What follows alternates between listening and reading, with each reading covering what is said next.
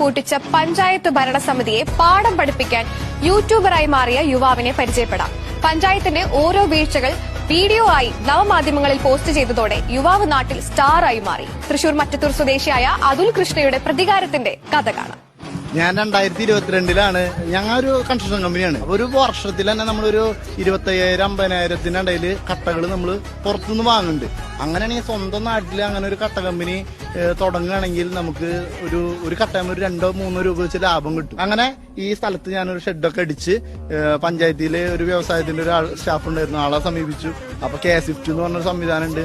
3 വർഷത്തേക്ക് പിന്നെ വേറെ ലൈസൻസ് ഒന്നും വേണ്ടെന്ന് പറഞ്ഞ് ഞാൻ ഈ കട്ട കമ്പനി സ്റ്റാർട്ട് ചെയ്യാണ്.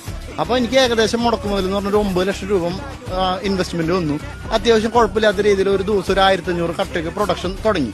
അങ്ങനെ തുടങ്ങി 13ാമത്തെ ദിവസം പഞ്ചായത്തുകാർ വന്നിട്ട് ഇപ്പൊ എന്നെ അടച്ചുപൂട്ടണം, സ്റ്റോപ്പ് മമ്മിയാണ് എന്ന് പറഞ്ഞ് നമ്മുടെ അടുത്ത് വളരെ മോശമായിട്ട് രീതിയിലാണ് പറഞ്ഞത്.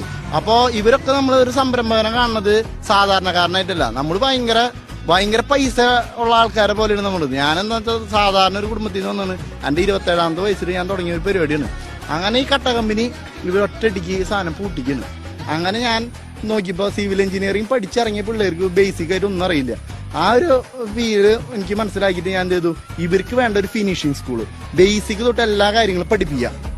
അങ്ങനെ ഞാൻ ഈ കട്ട കമ്പനീനെ മൊത്തം ബ്രിക്ക് വർക്കൊക്കെ ചെയ്ത് ഒരു കണ്ടു കഴിഞ്ഞ ഒരാൾ ഇത് കട്ട കമ്പനിയാന്ന് തോന്നിക്കരുത്. ഞാൻ എന്റെ വാശിയും തന്നെ എന്ത് ചെയ്തു, ഈ സാധനം ഇങ്ങനെ തുടങ്ങി. യൂട്യൂബറായിട്ട് എങ്ങനെ വന്നത്? ആദ്യം ഈ ഇൻസ്റ്റയിലൊക്കെ എങ്ങനെ വീഡിയോ ചെയ്ത് തുടങ്ങി? ഇവരൊക്കെ ചെയ്യണത് പെർഫെക്റ്റ് ആണല്ലോ. അപ്പൊ